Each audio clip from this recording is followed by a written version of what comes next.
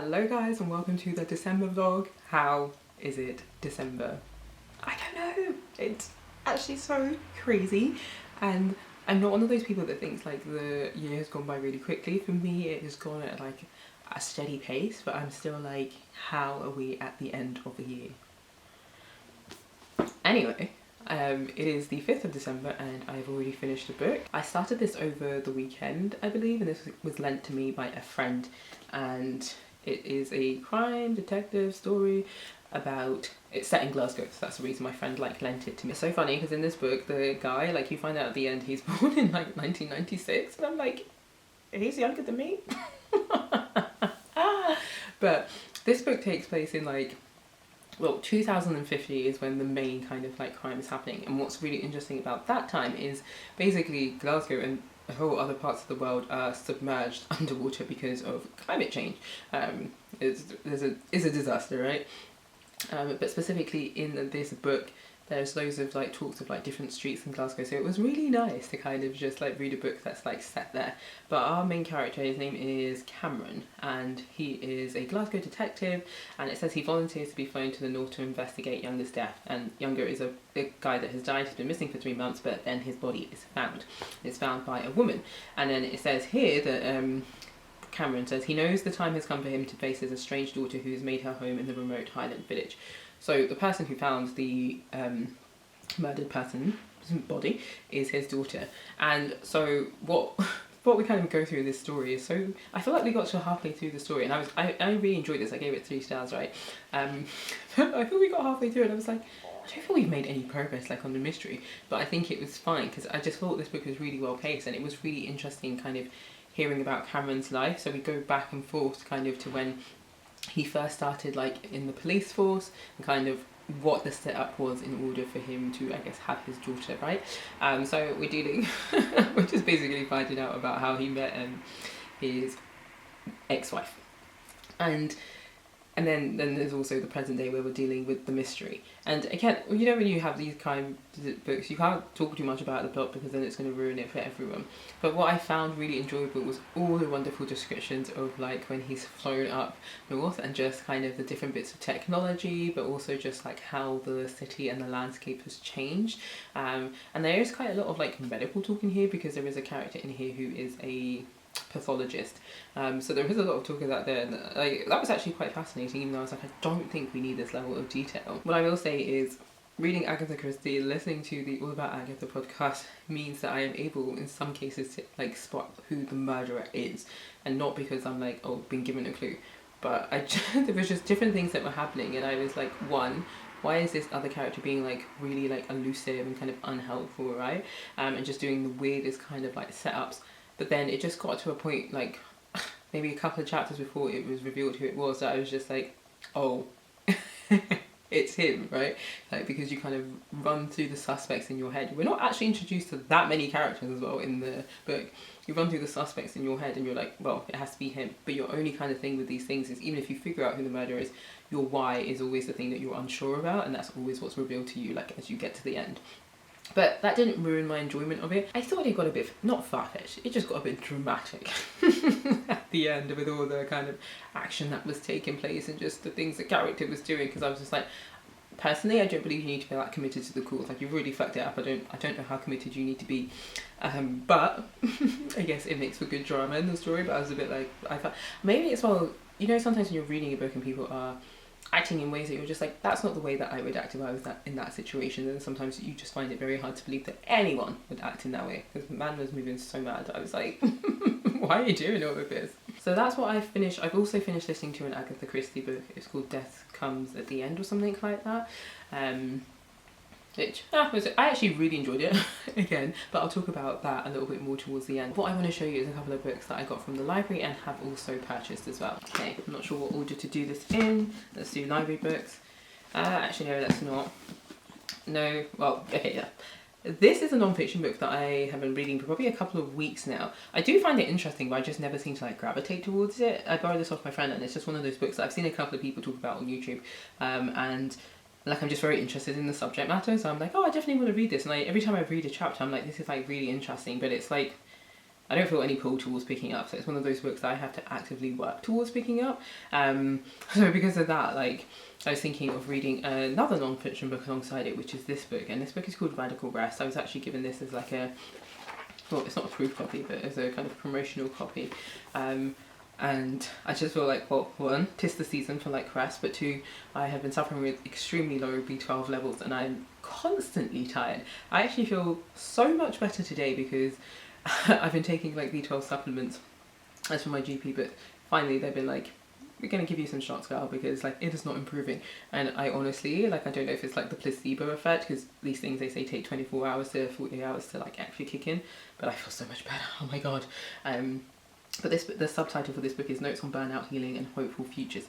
Now I believe the author, she runs an Instagram account and maybe also like, actually, yeah, in real life she's a writer, but yeah, she's the founder of the Peaks of Colour, a Peak District based nature for healing community group by and for people of colour. So there's a lot of kind of like walking outside in nature and things like that.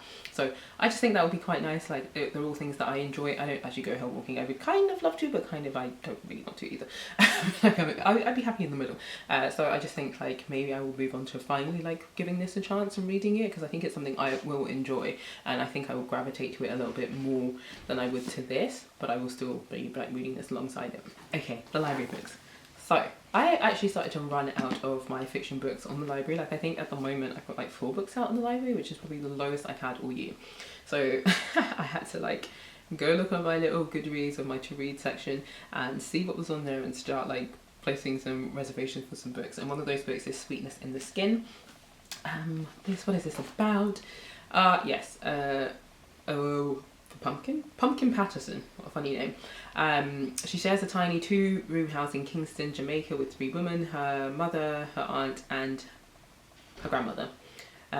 Whenever tensions arise, Pumpkin retreats to the kitchen, creating the Jamaican bread puddings and coconut drops that have always given her comfort. When Sophie moves to France for work, Sophie is her aunt, she vows to send for her niece in 1 year's time, promising a new life together. But in order to follow her aunt, Pumpkin has a mountain to climb, and it's talking about how she'll escape her mother and get enough money to go to France. And it says, inspired by her skills in the kitchen, Pumpkin turns to her community in the hope that she can sell enough bread, but when school and her mother discover her plan, everything she's worked hard for may slip through her fingers. Interesting, I don't know how much of this book then will actually take place in France. I'm trying to think of where I heard of this book, I'm not entirely sure, but from reading that blurb, I feel like one of the reasons I kind of gravitated toward this is because of the mention of food, and I feel like there'll be some really nice descriptions and food writing in here. Another book that I placed on reservation is this book. This is a non-fiction book and it's On Our Best Behaviour, subtitle The Price Women Pay to Be Good.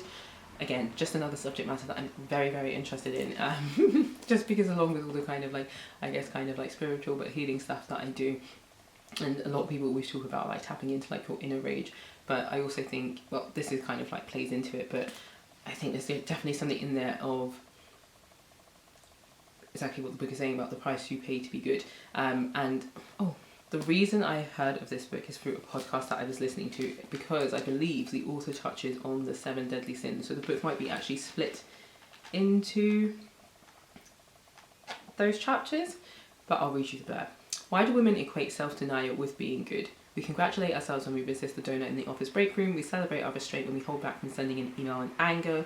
We put others' needs ahead of our own and believe this makes us exemplary. Journalist and podcast host Elise explains that these impulses, often lauded as distinctly feminine instincts, are actually ingrained in us by a culture that reaps the benefits, which I 100% believe, via an extraordinary effective collection of social mores: lust, gluttony, greed, sloth, wrath, envy, pride. These so-called deadly sins have been used by the patriarchy to control women throughout our history. For instance, a fear of gluttony drives us to ignore our appetites, and an aversion to greed prevents us from negotiating a better salary at work. So what would happen if we stopped trying to be good? It says here, probing analysis of history and contemporary culture. Okay, so that would be interesting, because I wasn't sure if it was just kind of be like her musings. So it'll be interesting to hear that, because I think there's so much truth to that, how much we don't listen to what our mind and our body is telling us for the sake of being good, for seeming like we have all this restraint and control. And ultimately, if you read and believe things like that Gabor Mate says, all that stuff really starts to wear on your body, and the price you pay for that is probably a lot of illness and also just a lot of unhappiness, and you deserve to like kind of be seen but also express your feelings. That's very important. So some other books that I ordered, I believe these are the three. First of all is short stories in Spanish for beginners. I'm not really sure why I ordered this because I still haven't finished the first volume. This is volume 2, but we move. Something I ordered is this poetry collection from Tara Stringfellow. I loved Memphis. Like, guys, I loved that so much. So when I heard that she was bringing out a poetry collection, I was like, yes! I got these all like through work, by the way. So I cannot wait to pick this up. I'm currently rereading Nikita Gill's, I can't remember, Wild Embers. So once I finish that, I will be picking this up. And then this book, I've been wanting to read this book for so long. This book is called Set Boundaries, Find Peace, A Guide to Reclaiming Yourself. Again, I feel like I heard about this author on the same podcast that I heard about this author, but this author like 2 to 3 years ago. And I've been following her on Instagram, and every single bit of advice that she gives is absolutely freaking wonderful. Like, not even just around boundaries, but just around the kind of middle and grey areas of life, and just, yeah, kind of setting boundaries with family, friends, but also just the very simple fact that sometimes like you can like want to set boundaries with people are going to be annoyed, and like you're just going to have to like deal with that, you know. I think she's very good at presenting a very balanced view of things. I'm intrigued to like read this book because I feel like when I heard about it 2 years ago, I definitely should have like picked it up and read it, and since then like I feel like I've gotten really strong on like my setting boundaries and things like that. So I wonder like how I'll find it now that I'm kind of like very deep and in the middle of this kind of journey of doing this. But I think you always learn from all sorts of people no matter where you are in your journey, and because I have found like her Instagram content so helpful, I'm just like, I feel like I'll find this very helpful anyway.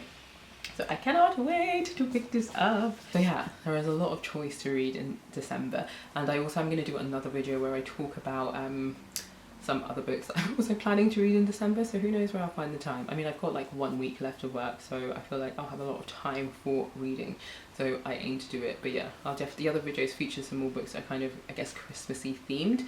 I think only one actually, but we'll see.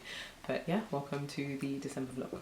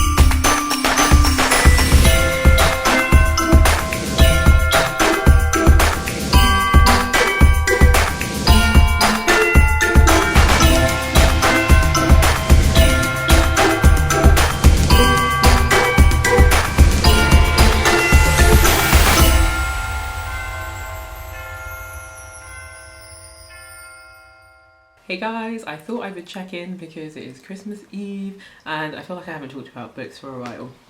So I put up my video about kind of books that I'm reading in December, and then yesterday I went to the library and collected a whole bunch of books, and now I want to read those books. But I think the next book I am going to pick up, actually no, that's a lie, the The next book I'm going to pick up is this, I think, or maybe this, I'm not sure, but these are the two contenders, and I did mention them in that video. This arrived yesterday, and obviously this I've had for a while. I finished reading this, A Very Murderous Christmas, and I liked it. It just featured a collection of short stories from different writers, and these books just happen to be set around the Christmas period. So some of them don't feel very like festive in the way that, you know, you're thinking about Christmas. Some of them are just set in that kind of like winter period, December, or just before Christmas Day and things like that. But I really enjoyed the variety of the stories in here, and there's one author in here, I think her name is Ruth something. I want to read like her work. There's a short story in here by her called Loopy, which is really good. It's more psychological. So I really enjoyed that, and I really enjoyed the one by Anthony Horowitz as well. And there is one in here that talks about the crime, and then you finish reading it, there's no kind of reveal of who did it, but then the next page it talks about like basically all the clues to show you who did do the crime. I liked that, so I did enjoy this collection, and I believe there are 2 more in this collection, so I'm gonna find those and give those a read at some point as well. Yesterday I also finished this, which is Magic Enough by Tara M. Stringfellow, as you can see, the author of Memphis, which I absolutely loved. I love this poetry collection. Like at first when I was reading it I was like, yeah, I like it, it's okay. But it was feeling like 3 stars for me. I read like, I would say like the final third of this and was just absolutely blown away. This just reminds me so much of Memphis in the way that it's so deeply rooted in like the southern, I guess, culture, right? But it's so magical. Like her writing is just so magical, so heartfelt. It gives me all the feels when I read it, and I just loved it. Like I just felt her soul through this. And that's always what I like about poetry. When you read it, you are like reading someone's wounds, you know, and it just sounds, that sounds so horrible to say, right? But it is the most, I guess, intimate and like raw way of getting to know someone, and she really does share some really deep things in here, and she plays around with loads of different techniques as well, and I really enjoyed it. Like I really like this, so yeah, this is a 5-star read for me. So I'll show you the books that I picked up from the library. The first is this. This is Want by Gillian Anderson, which is a collection of essays. So no, we're still in the same 2024. About 3 months ago joined this book club, which is a sex positive book club, and we read a couple of books, but one of the last ones that I went to that we read was this. And we read a selection of essays from this, so not just the ones in the beginning. And I really enjoyed some of them. Like some of them I was a bit like, ew. And some of them I was like, okay, I see where you're going. So I do believe that this is based on the kind of premise of another book that was released some time ago. And this is just a collection of people's fantasies. And you know, when we think of fantasies, I think when we think of it in that kind of like, oh, we think sexual fantasies. Yes, there are people in here talking about sexual fantasies, but it's not just that. I think this book will also just provide like a lot of insight into things that I've not considered before, because definitely from the couple of chapters that we read, or submissions that we read, I was like, that's something I had never, like a point of view I had never considered before, never even thought about, but wow, yeah. So I'm looking forward to reading this. The other book is this. This is Mrs. S by Kay Patrick. A couple of months ago I was in the Queen's Park like greenhouse or whatever, and someone was reading this, except they were reading the hardback version, so I couldn't see the cover of it, and they just looked so engrossed in it, so I had to be that annoying person to ask them like what they were reading, and they started talking about this book and telling me about it, and I was like, that actually sounds really good. So I'll read you the back of it. It says, in an elite English boarding school for girls, a young butch woman arrives to take up the antiquated role of matron. There she meets Mrs. S, the headmaster's wife, an older woman who is her polar opposite, assured, sophisticated, a paragon of femininity. Over the course of a long, restless heatwave, the matron finds herself irresistibly drawn into Mrs. S's world until their unspoken desire blooms into an illicit affair of electric intensity. But as the summer begins to fade, both know that a choice must finally be made. So I thought it sounded really interesting, and I believe the author is also Scottish as well, so that was another thing I was like, oh, I want to read like more current Scottish authors. And then I also picked up this book. This is called Piglet. I think this features food writing, I hope. It's just one of the books that was on my Goodreads kind of like books I want to read, and I realised that I'm just running out of like reservations in the library of like fiction books. So I was like, oh, time to like top it up again. So actually, I won't read what this one is about, but I think it says her life is so full, so why is she so hungry? Something to do about her before she gets married.